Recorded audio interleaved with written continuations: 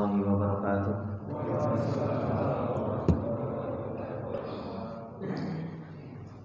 Innal hamdalillah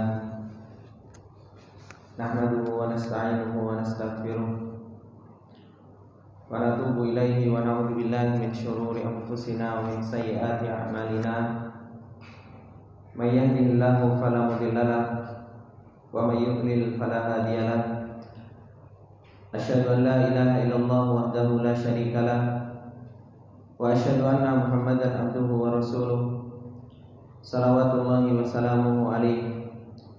Ya ayyuhalladzina amanu taqullaha haqqa tuqatih wa la tamutunna illa wa antum muslimun. Ya ayyuhalladzina amanu taqullaha wa qulu qawlan sadida yuslih lakum a'malakum wa yaghfir lakum dhunubakum wa may yuti'illaha wa rasulahu faqad faza fawzan 'azima. Amma ba'du, fa inna asdaqal hadithi kitabullah wa khairal hadi hadi Muhammadin sallallahu alaihi wasallam wa syarrul umuri muhdatsatuha fa inna kulla muhdatsatin bid'ah wa kulla bid'atin dhalalah wa kulla dhalalatin finnar. Allahumma la ilma lana illa ma 'allamtana innaka antal alimul hakim. Allahumma arzuqna ilman nafi'an wa rizqan thayyiban wa amalan mutaqabbalan. Allahumma 'allimna ma yanfa'una wa zidna ilma. Rabbi shrah li sadri wa yassir li amri wahlul 'uqdatam min lisani yafqahu qawli. Rabbi zidna ilma warzuqna fahma. Ikhwani fillah rahimani wa rahimakumullah. Bapak-bapak yang dimuliakan oleh Allah Subhanahu wa taala.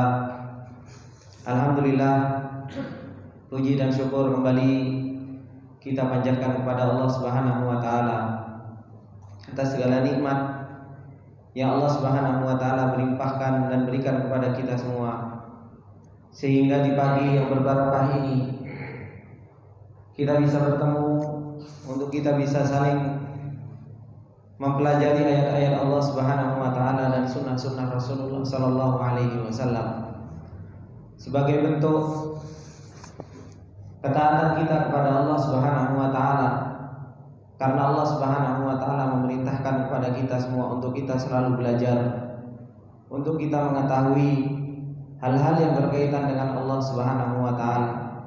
Ya Allah Subhanahu wa taala firmankan di dalam ayatnya, fa'lam annahu la ilaha illallah wastaghfir li dzambik.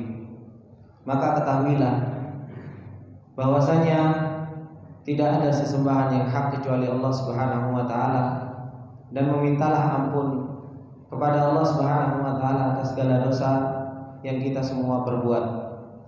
Allah Subhanahu wa taala memerintahkan kepada kita untuk kita mau belajar.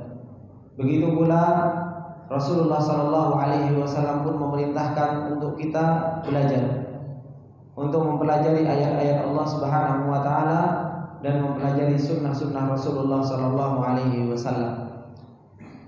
Insyaallah di Sabtu pagi ini kita akan mempelajari tafsir, dan insyaallah kita akan memulai dari suratul Fatihah. Kita akan mempelajari ayat-ayat yang Allah Subhanahu wa taala turunkan kepada kita untuk kita bisa mempelajari ayat-ayat Allah Subhanahu wa taala. Jangan sampai kita menjadi umatnya Rasulullah sallallahu alaihi wasallam yang Rasulullah sallallahu alaihi wasallam keluh kesahkan. Ketika Rasulullah sallallahu alaihi wasallam mengatakan di dalam surat Al-Furqan, wa qala ar-rasulu ya rabbi inna qaumi ittakhadhu hadzal qur'ana mahjura.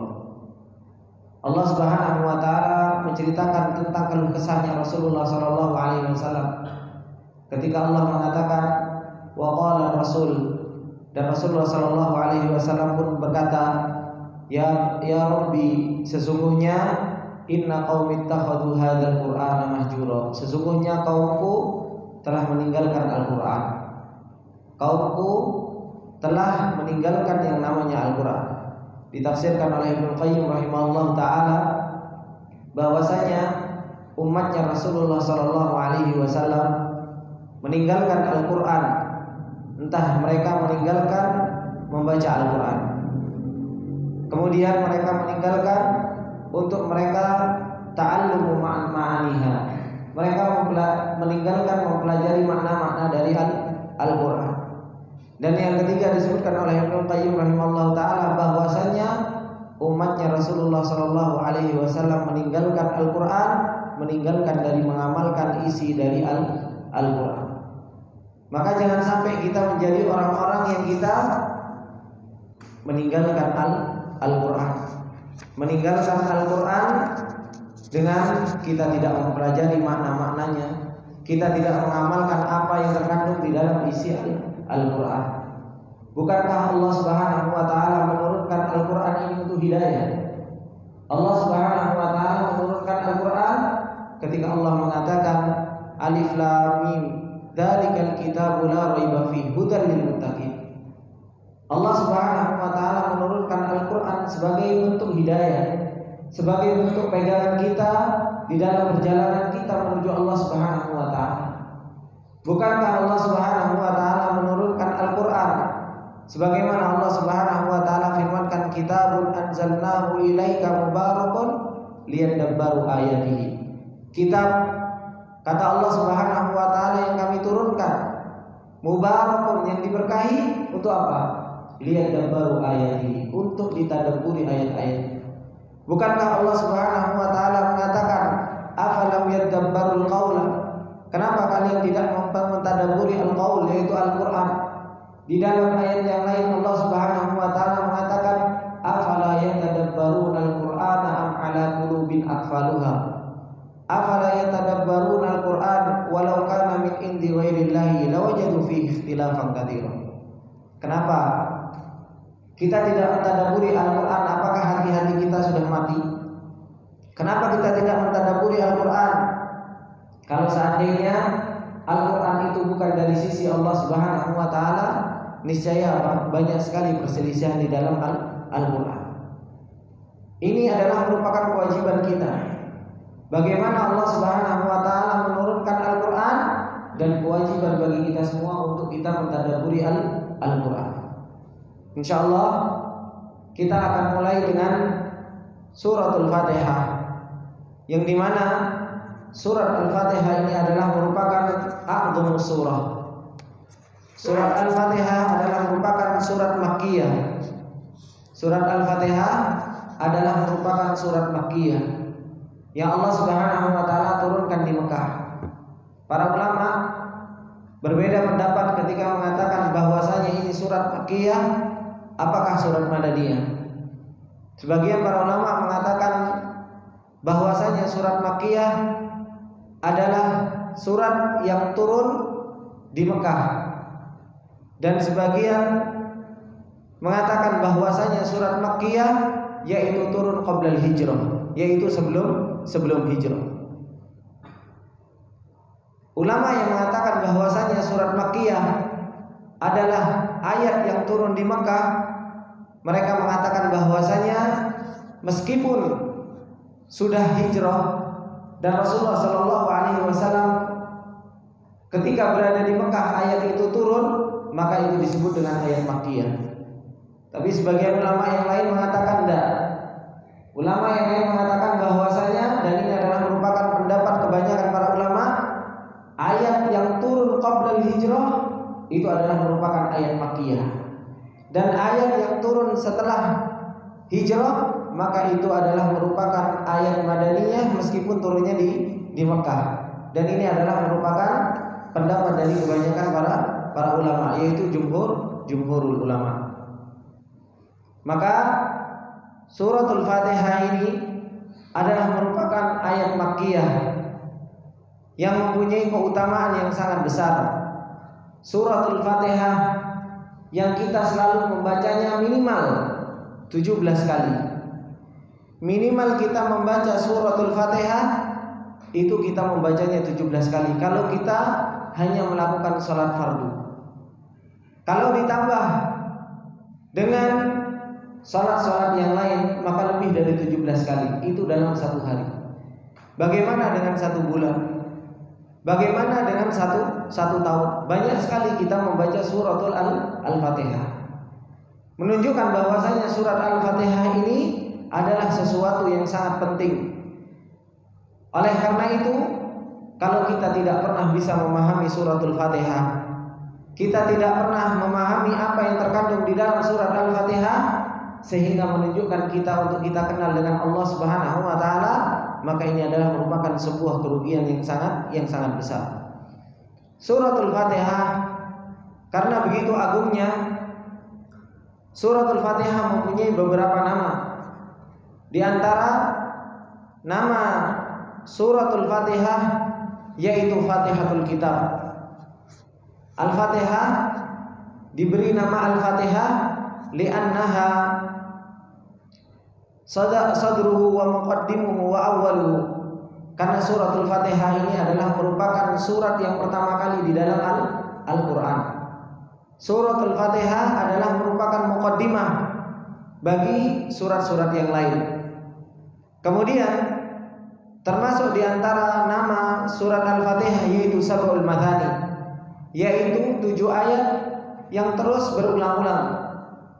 Bagaimana surat Al-Fatihah ini terdiri dari 7 ayat.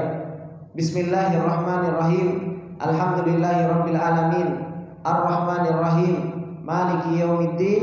Iyyaka na'budu wa iyyaka nasta'in. Ihdinas siratal mustaqim. Siratal ladzina an'amta 'alaihim ghairil maghdubi 'alaihim waladdallin. 7 ayat. 7 ayat. Meskipun para ulama berbeda pendapat apakah Bismillahirrahmanirrahim ini masuk ke dalam surat Al-Fatihah. Kalau Bismillahirrahmanirrahim ini tidak masuk ke dalam surat Al-Fatihah, berarti sisa 6. Sisa 6 atau tetap 7? Tetap 7. Tetap 7. Ghairil maghdubi 'alaihim ini adalah merupakan siratal ladzina an'amta 'alaihim, ini ayat ke-6.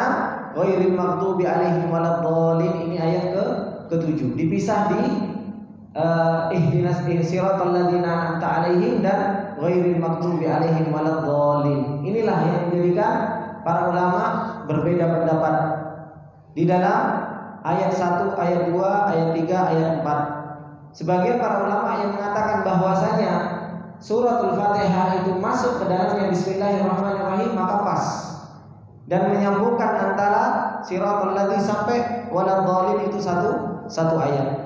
Sebagian ulama yang tidak memasukkan Bismillahirrahmanirrahim ke dalam suratul Fatihah, maka memisah di siratal ladzina an'amta 'alaihim ini satu ayat, ghairil maghdubi 'alaihim waladdallin ini pun satu ayat yang lain. Kemudian termasuk di antara nama dari suratul Fatihah yaitu apa? Al-Qur'anul Azim. Termasuk di antara nama dari Al-Fatihah yaitu Al-Qur'anul Azim.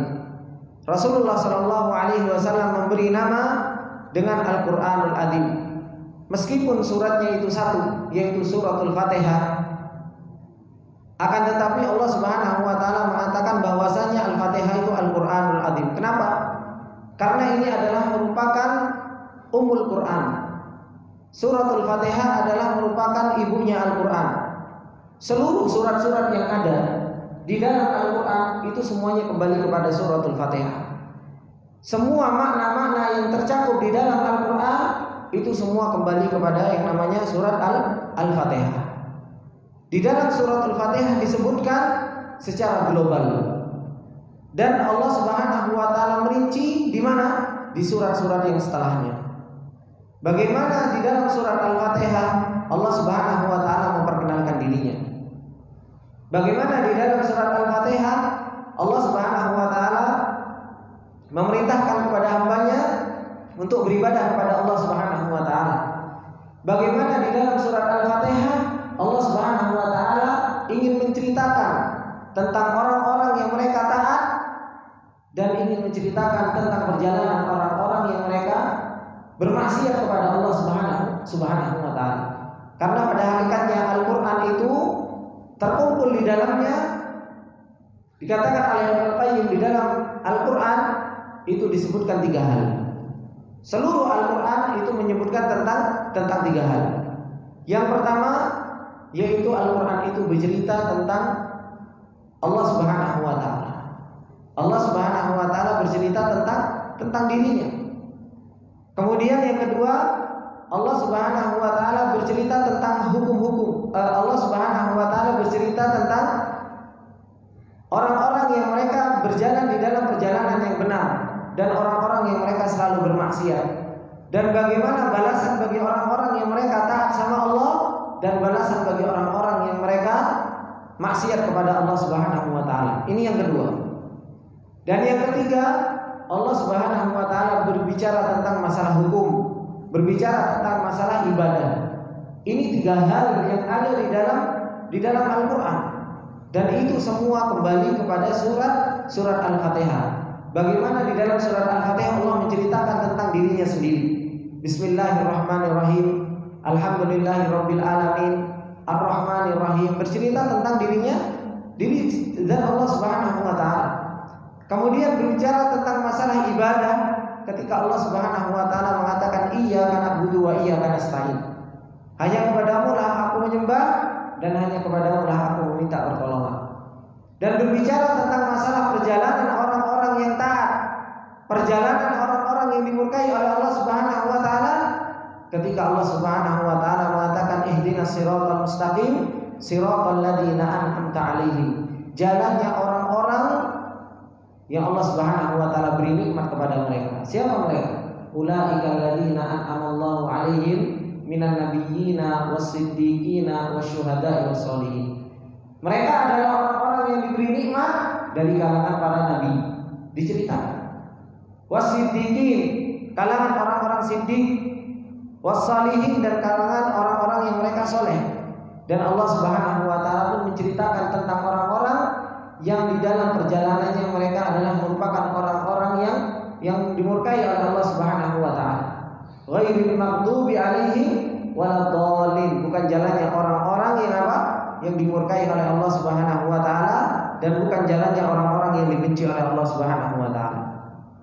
Ini oleh karena itu suratul Fatihah diberi nama dengan apa? Al-Qur'anul Azim. Termasuk di antara nama dari Al-Fatihah yaitu apa? Nurun Azim wa Dhiya'un Mubin.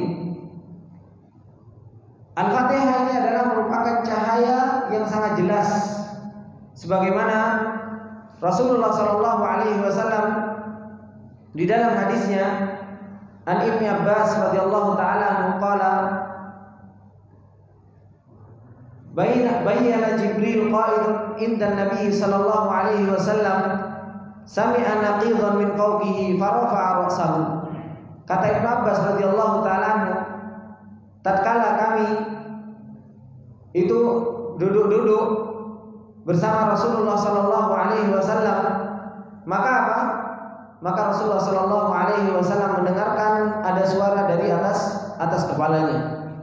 Farafa'a ra'sahu, maka Rasulullah sallallahu alaihi wasallam pun mengangkat kepalanya. Kemudian faqala, ada yang mengatakan di atasnya, hadza babun minas sama'i futihal yaum. Maka malaikat Jibril mengatakan kepada Rasulullah sallallahu alaihi wasallam, beliau mengatakan ini pintu dari langit, futihal yaum, dibuka pada hari ini. Lam yuftah qattun illa al-yawma, tidak pernah dibuka kecuali hari ini. Kemudian fanazala minhu malak, kemudian turun malaikat. Faqala hadza malakun nazala ilal ardi, kemudian mengatakan ini adalah malaikat turun ke bumi. Lam yanzil qattun illa al-yawm, yang malaikat ini tidak turun kecuali pada hari ini. Fasallama, kemudian malaikat tersebut memberikan salam kepada Rasulullah sallallahu alaihi wasallam. Kemudian malaikat tersebut mengatakan, "Ubasyshir bi nuraini utitahuma lam yu'tihuma nabiyyun qablak."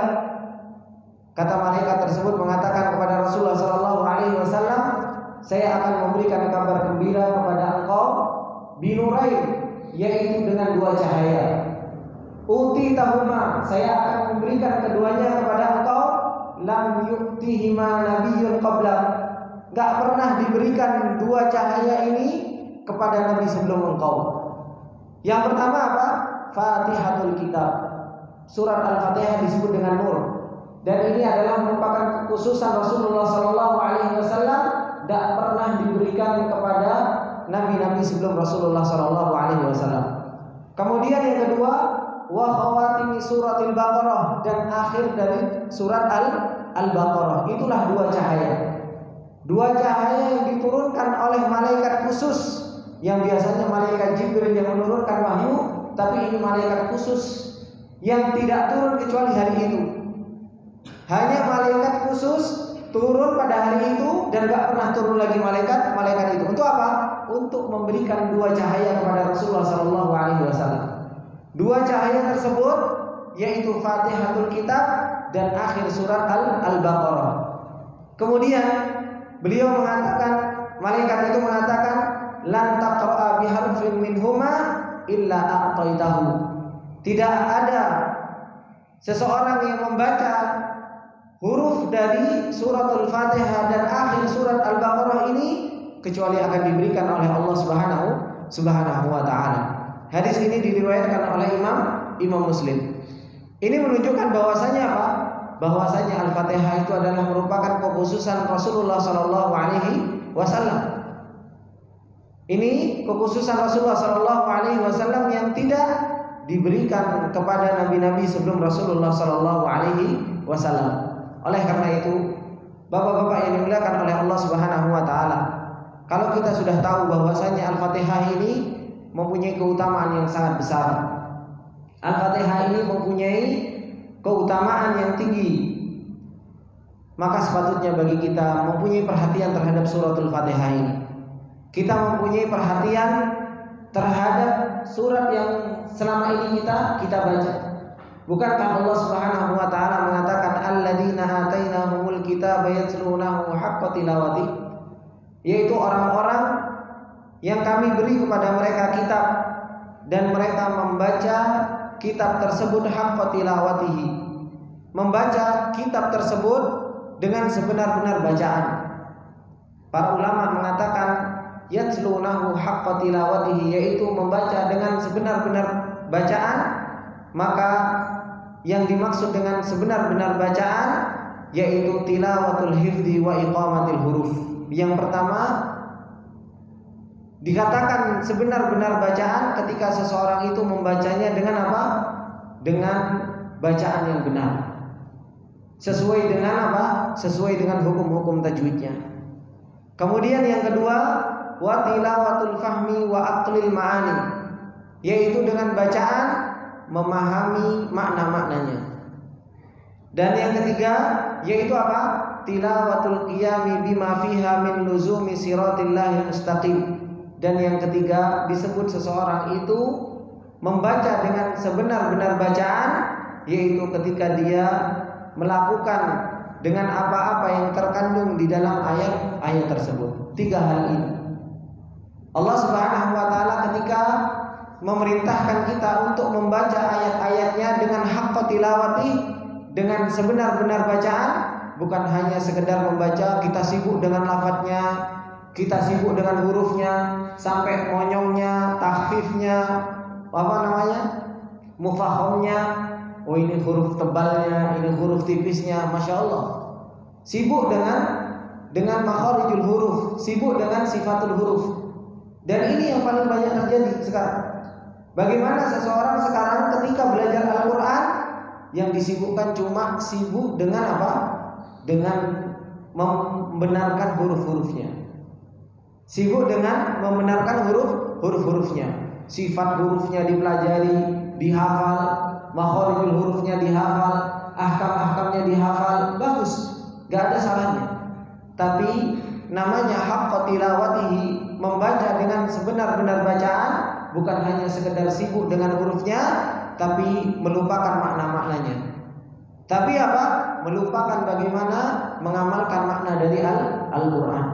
Ini yang harus betul-betul kita perhatikan. Jangan sampai kita masuk ke dalam golongan orang-orang yang mereka membaca Al-Quran, tapi apa kata Rasulullah SAW? La yujawizu hanajirahu, yaitu orang-orang yang mereka membaca Al-Quran tapi nggak pernah lewat dari kerongkongan. Dan ini yang Rasulullah SAW kabarkan. Saya di zaman akan datang suatu zaman yaitu seorang yang mereka membaca Al-Quran tapi nggak pernah lewat dari kerongkongannya. Mereka hanya sibuk dengan apa? Dengan lafadznya, sibuk dengan hurufnya, sibuk dengan sifat-sifat huruf, tapi apa? Nggak pernah lewat kerongkongannya, nggak pernah masuk ke dalam hatinya. Maknanya nggak bisa dipahami, mereka nggak bisa memahami maknanya, mereka nggak bisa mengamalkan, mereka nggak bisa mentadaburi apa yang Allah Subhanahu wa Ta'ala turunkan, hanya sekedar di lisan. Ini yang Rasulullah Shallallahu Alaihi Wasallam kabarkan kepada kita semua. Nah, kalau kita membaca Al-Quran selama ini terus kita nggak pernah mentadaburi apa yang terkandung di dalam Al-Quran, bagaimana kita bisa kenal dengan Allah Subhanahu wa Ta'ala? Sedangkan Al-Quran ini adalah merupakan petunjuk. Seperti yang sering saya sampaikan kepada bapak-bapak yang dimuliakan oleh Allah Subhanahu wa Ta'ala, kalau seandainya ada surat penting dari orang penting pakai bahasa yang kita tidak pahami, kita berusaha untuk memahami tersebut. Orang sekarang saja, afwan, antum kalau mau beli barang ternyata apa? Reviewnya bahasa Inggris. Itu saja kita sibuk cari Google Translate. Gimana caranya saya memahami barang ini? Speknya seperti apa? Ininya seperti apa? Itu kita sibuk. Apalagi kalau bahasa Inggris, kita nggak paham bahasa Inggris, itu pun kita cari apa sih artinya, speknya seperti apa, reviewnya seperti apa. Ini kita mau cari barang. Nah, Allah Subhanahu wa Ta'ala menurunkan hidayah dengan bahasa Arab supaya apa? Supaya kita mempelajari bahasa Arab tersebut, supaya kita bisa memahami makna yang Allah Subhanahu wa Ta'ala turunkan. Kok kita santai-santai? Al-Quran diturunkan pakai bahasa Arab, santai. Yang penting membaca Al-Quran. Gimana kita mau mendapatkan hidayah? Kalau antum mau berangkat ke Surabaya, kemudian tanda-tandanya itu pakai bahasa yang antum nggak ketahui, kemudian apa? Antum main jalan saja, ya nggak akan pernah sampai Surabaya kalau nggak bisa memahami apa? Petunjuk jalan. Dikira sudah sampai Surabaya, ternyata masih keluar Pekalongan, kan seperti itu. Karena apa? Karena nggak paham. Begitu pula Al-Quran.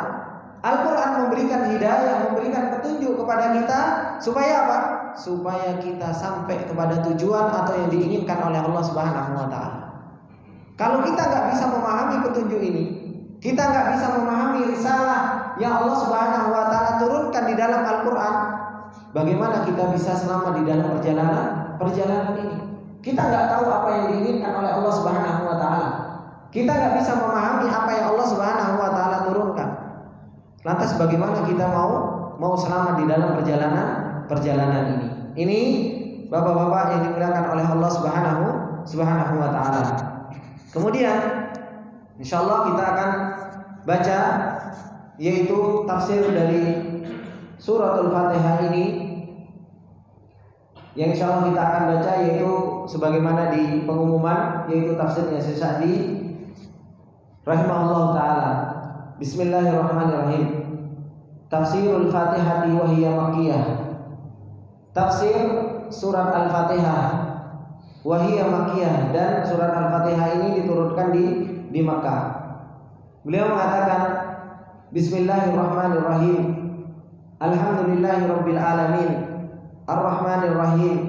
Maliki yaumiddin. Iyyaka na'budu wa iyyaka nasta'in. Ihdinas siratal mustaqim.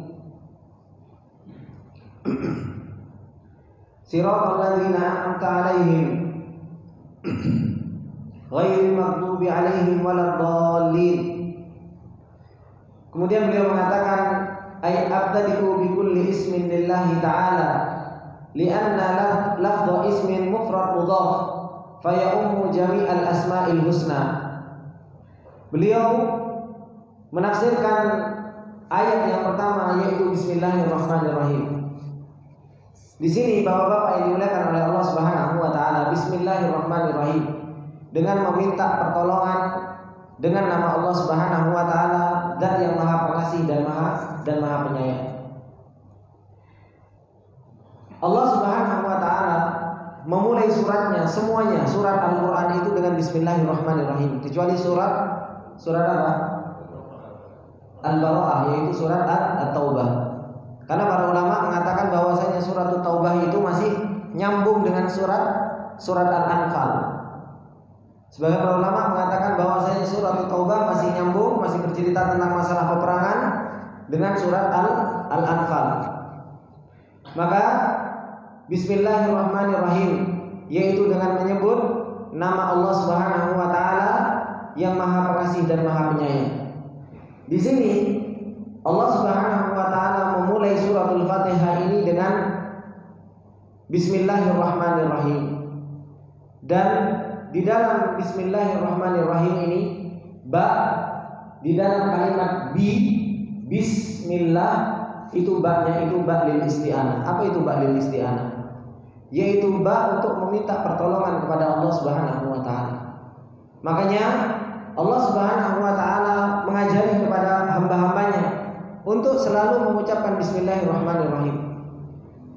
Karena apa? Karena di dalam kalimat Bismillah yaitu kita meminta pertolongan dengan seluruh nama Allah. Di situ kita meminta pertolongan dengan nama Allah Subhanahu wa taala. Dan inilah hakikat seorang hamba. Seorang hamba Allah Subhanahu wa taala itu sangat lemah.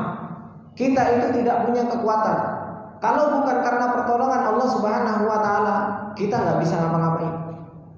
Makanya Rasulullah SAW mengajarkan kepada kita untuk kita mengucapkan Bismillah. Kita mau makan disuruh apa? Bismillah. Kita mau keluar, kita disuruh mengucapkan Bismillah. Kita mau tidur, Bismillah. Kita mau masuk rumah, Bismillah. Hendaknya seseorang itu ketika mau mengerjakan sesuatu, ucapkanlah Bismillah. Karena apa? Karena di dalam kalimat Bismillah itu ada isti'anah lillah, ada isti'anah billah, ada isti'anah dengan Allah Subhanahu wa taala. Meminta pertolongan kepada Allah Subhanahu wa taala.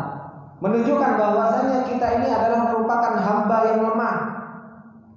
Kita ini adalah merupakan hamba yang lemah, hamba yang enggak bisa apa-apa kecuali dengan pertolongan Allah Subhanahu wa taala. Kalau enggak ditolong oleh Allah Subhanahu wa taala saja, kita enggak bisa duduk di majelis seperti ini. Kalau enggak ditolong oleh Allah Subhanahu wa taala, mungkin ada yang ketiduran. Orang bahkan di majelis saja yang tidak ditolong oleh Allah Subhanahu wa taala itu pun tidur. Karena apa? Berarti itu belum ditolong oleh Allah Subhanahu wa taala. Menunjukkan bahwasanya apa? Kalau kita enggak ditolong oleh Allah Subhanahu wa taala, ya kita akan ngantuk. Kita akan ngantuk. Kita akan tidur. Oleh karena itu bapak-bapak yang dimuliakan oleh Allah Subhanahu wa taala, inilah pentingnya seseorang itu meminta pertolongan. Apalagi seseorang mau berbuat ibadah. Gak bisa seseorang itu mau beribadah kepada Allah Subhanahu wa taala kalau dia gak meminta pertolongan sama Allah Subhanahu wa taala. Seseorang mau taklim butuh pertolongan. Seseorang mau sholat butuh pertolongan kepada Allah. Seseorang mau membaca Al-Quran butuh pertolongan kepada Allah Subhanahu wa taala. Makanya kita itu ada doa yang diajarkan oleh Rasulullah SAW. Bukankah kita disuruh berdoa oleh Rasulullah SAW? Allahumma a'inni ala dzikrika wa syukrika wa husni ibadati. Ya Allah, tolonglah aku. Karena memang kita nggak bisa apa-apa tanpa pertolongan Allah Subhanahu wa taala.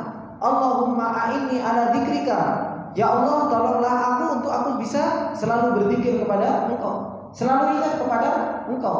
Rasulullah SAW saja mengatakan kalimatani khafifatani ala lisani thaqilatani fil mizan subhanallah bihamdi subhanallahal azim. Kata Rasulullah SAW, dua kalimat yang ringan di lisan tapi berat di timbangan, yaitu apa? Subhanallah bihamdi subhanallahal azim.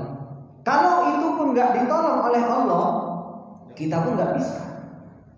Kalau kita nggak ditolong oleh Allah Subhanahu wa taala untuk kita bisa berzikir, itu pun kita nggak akan pernah bisa berzikir. Itu pun kalau kita nggak pernah ditolong oleh Allah Subhanahu wa taala untuk bisa beristighfar, itu pun kita nggak akan pernah beristighfar. Makanya pentingnya seseorang selalu meminta pertolongan kepada Allah Subhanahu wa taala. Di pagi hari dia meminta Allahumma a'inni ala dzikrika wa syukrika wa husni ibadatika. Ya Allah, tolonglah aku untuk bisa selalu berzikir kepadamu. Wa syukrika, untuk bisa selalu bersyukur. Bersyukur saja butuh pertolongan dari Allah Subhanahu wa taala. Wa husni ibadatik, untuk apa? Bagus di dalam beribadah. Terkadang kita kerja perjalanan mungkin membutuhkan waktu 1 jam. Tapi kalau nggak ditolong oleh Allah Subhanahu wa taala, di perjalanan itu hanya sekedar dia nyetir sambil ngelamun dan lain sebagainya. Tapi kalau orang itu ditolong oleh Allah Subhanahu wa taala, diingatkan oleh Allah, oh iya istighfar. Oh iya saya zikir kepada Allah Subhanahu wa taala. Sambil nyetir saja akan berbuah ibadah. Entah dia istighfar, entah dia zikir, entah dia tahmid dan entah dia tahlil. Pasti kalau seseorang ditolong oleh Allah Subhanahu wa taala akan diingatkan oleh Allah Subhanahu wa taala. Inilah hakikat pertolongan Allah Subhanahu wa taala. Makanya jangan pernah lupa untuk kita mengucapkan bismillah. Kita keluar bismillah. Kenapa? Supaya kita ditolong ketika kita berada di luar rumah. Ketika kita berada di dalam rumah, kita ucapkan bismillah. Supaya apa? Supaya ditolong oleh Allah Subhanahu wa taala ketika berada di dalam rumah. Kenapa? Banyak sekali hal yang harus kita kerjakan. Belum ngurusin anak, belum ngurusin istri, belum melihat anak yang lewat. Kalau kita nggak ditolong oleh Allah Subhanahu wa taala, yang ada kita cuma emosi saja melihat anak nakal. Yang ada kita cuma emosi melihat anak nangis-nangis terus. Makanya butuh apa? Pertolongan dari Allah Subhanahu wa taala. Ketika kita mau kerja, maka apa? Kita pun coba mengucapkan bismillah supaya ditolong oleh Allah Subhanahu wa taala. Inilah yang harus betul-betul kita pahami dari kalimat bismillahirrahmanirrahim. Makanya Allah Subhanahu wa taala abtadi'u bi kulli ismin lillah li'anna lafdhu ismi mufrad mudhaf fa ya'ummu jami'al asma'il husna. Di sini disebutkan oleh Syekh Sa'di kalimat nama Allah Subhanahu wa taala disandarkan kepada Allah Subhanahu wa taala menunjukkan bahwasanya kita meminta pertolongan kepada seluruh nama Allah Subhanahu wa taala. Kalau kita lagi mau mencari rezeki, kita ucapkan bismillah, kita meminta kepada Allah Subhanahu wa taala pertolongan dengan namanya Allah Subhanahu wa taala Ar-Razzaq. Allah yang Maha memberikan rezeki. Ketika kita mau belajar, kita mengucapkan bismillah, pada hakikatnya kita meminta pertolongan dengan nama Allah Al-Alim, Zat yang maha mengetahui atau maha mengilmui segala sesuatu. Supaya apa? Supaya kita diberi ilmu. Ketika kita mau melakukan sesuatu pekerjaan dan yang lain sebagainya, ketika kita mengucapkan bismillah, pada hakikatnya kita meminta dengan seluruh nama Allah Subhanahu wa taala yang berkaitan dengan apa? Dengan pekerjaan kita. Kita mau makan mengucapkan bismillah. Dengan nama apa? Allah Subhanahu wa taala Al-Qadir. Kita meminta pertolongan dengan nama Allah Subhanahu wa taala Al-Qadir yang Maha mampu. Coba kalau Allah Subhanahu wa taala enggak jadikan kita mampu, ngangkat tangan saja enggak bisa. Siapa yang bisa menggerakkan Excel ini? Ya Allah Subhanahu wa taala. Ternyata bisa digerakkan, enggak ditolong oleh Allah Subhanahu wa taala, mulut enggak bisa enggak bisa dibuka. Ternyata bisa dibuka, ternyata enggak ada giginya, enggak ditolong lagi sama Allah Subhanahu wa taala. Ternyata ada giginya, ternyata enggak bisa nelan, semua atas pertolongan Allah Subhanahu wa taala. Kalau kita bisa memahami hal tersebut, akhirnya apa? Kita bisa merendahkan diri di hadapan Allah Subhanahu wa taala. Cuma terkadang kita banyak lupanya. Dengan nikmat, dengan kehidupan kita sehari-hari, kita pun enggak bisa kenal dengan Allah Subhanahu wa taala. Ada makanan yang penting bismillah makan, lupa dengan Allah Subhanahu wa taala. Kalau Allah Subhanahu wa taala enggak tolong, makan saja bisa kesel, Pak. Ya kan? Itu kan semua karena pertolongan Allah Subhanahu wa taala sehingga dilancarkan dan lain sebagainya. Ini menunjukkan apa? Pentingnya seseorang itu mengucapkan apa? Bismillah. Kemudian beliau mengatakan Allahu huwal ma'luh al-ma'bud al-mustahiq li ifradihi bil ibadati mimma ittasafa bihi min sifatil uluhiyah wa hiya sifatul kamal. Yaitu Allah Subhanahu wa taala dengan meminta pertolongan dengan nama Allah. Bapak-bapak yang dimuliakan oleh Allah Subhanahu wa taala, nama Allah. Kita itu sering menyebut Allah. Iya ya. Hampir setiap waktunya kita menyebut ya Allah. Apa sih arti dari kata Allah? Masa iya kita sering menyebut nama ya Allah, tapi kita nggak tahu arti dari kata Allah Subhanahu wa taala. Ini pentingnya kita coba kita memahami arti dari kata Allah Subhanahu wa taala. Disebutkan di sini oleh Syekh Sa'di rahimahullah taala, Allah huwal ma'luh al-ma'bud. Allah Subhanahu wa taala itu adalah tempat bergantungnya hati, tempat disembah Allah Subhanahu wa taala dan tempat kita itu mencurahkan seluruh ibadah kita itu kepada Allah Subhanahu wa taala. Makanya kalau seseorang itu lagi susah, dia mengatakan apa? Ya Allah, kok susah amat ini hidup ini. Berarti apa? Dia pengen menggantungkan hatinya itu kepada Allah Subhanahu wa taala. Pengen apa? Berserah diri kepada Allah Subhanahu wa taala. Ketika seseorang dia mau beribadah, berarti dia beribadah kepada Allah Subhanahu wa taala. Karena memang Allah Subhanahu wa taala itu namanya Allah yang artinya Al-Ma'luh, Al-Ma'bud, Al-Mustahiqu lil ibadah. Karena Allah Subhanahu wa taala memang tempat untuk kita ibadahi. Allah Subhanahu wa taala tempat untuk kita tuju. Allah Subhanahu wa taala tempat untuk kita bergantung. Itulah nama dari Allah Subhanahu wa taala. Makanya Allah Subhanahu wa taala ketika mempunyai nama Allah, berarti apa? Memang Allah Subhanahu wa taala yantasif bi sifatil ma'luh wal ma'bud.